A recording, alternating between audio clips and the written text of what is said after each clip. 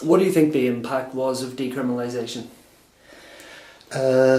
Shock and horror for a certain a certain section of society, and I suppose hell slap it up them that they had to go through shock and horror.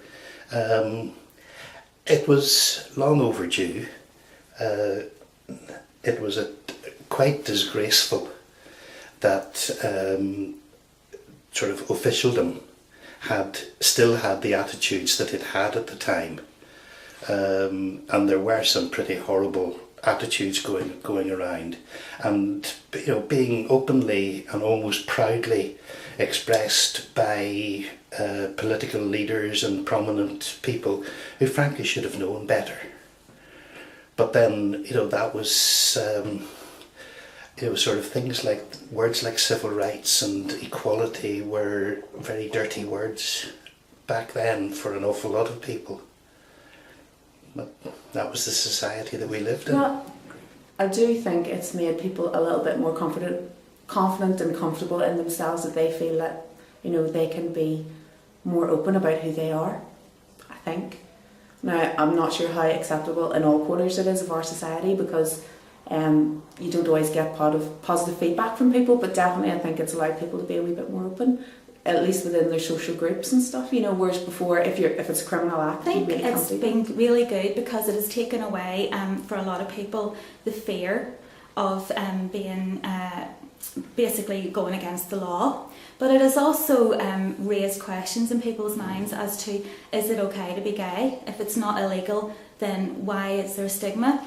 And I think probably the biggest thing that's happened has been the emergence of Christian gay people and Christian churches that affirm gay people and that are willing to say, yes, it's okay to be gay. There's like Faith and Pride and Changing Attitude Ireland and other groups. There's groups in Methodist churches, there's groups in, obviously, Church of Ireland, as we all know, in the news recently. So that shows that there's a real change and people are questioning the old taboos and the old stigmas and the old stereotypes and beginning to think, actually, hang on a minute, what's wrong with being gay?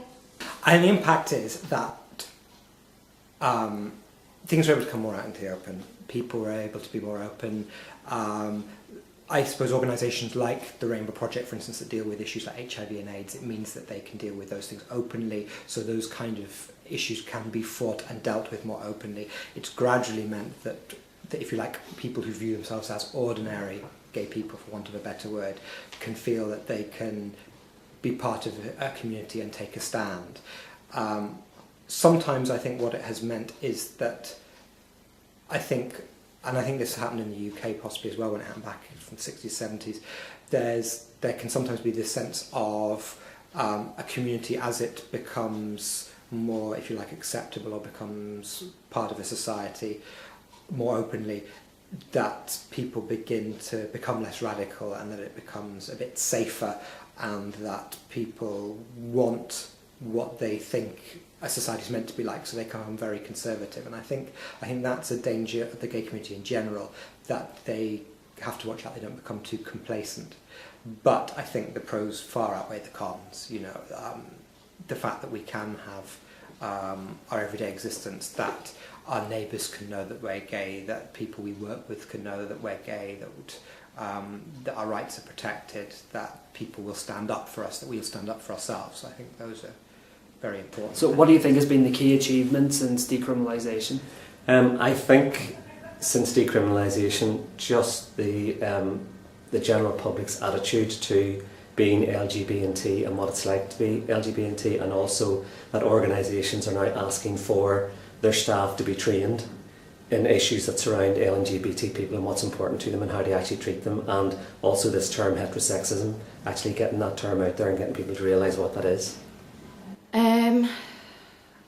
People looking at homosexuality with less tendency to stereotype them, so people feel more, in my view, people feel more at ease with being themselves and not, I suppose, playing to stereotypes or hiding away from them as well. I think just there's, gradually a more and more laid back approach to it, and that really is a positive thing for gay people because they can feel like they can be themselves. Civil partnership in Northern Ireland, massive achievement for Northern Ireland, and it has sent out a really strong message to everyone, whether you're in favour of or against, that actually gays are part of this society, that they have the same rights as everyone else. Now, we have a way to go before we get full equality for marriage, but at the moment I think civil partnership was a massive achievement and really well. Greater visibility.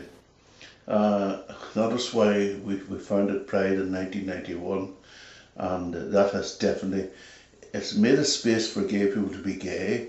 It is encouraged and fed off and fed on the whole commercial scene. It's encouraged people to be commercial and come out and be open. For a long while, every gay venue was pretending not to be gay, and that's where the Kremlin made such a breakthrough.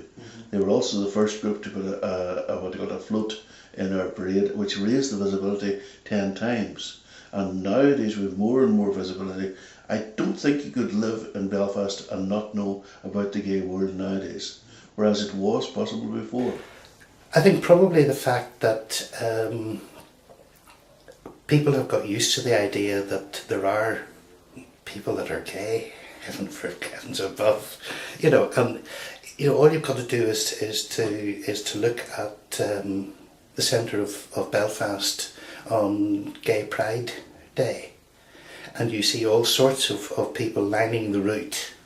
I mean, the first time I took part, I wasn't quite sure whether somebody would step off the pavement and slap me one, or whether there would be sort of sullen faces in the crowd, and there wasn't a single sullen face. Well, there were a couple, but they had their backs turned to us.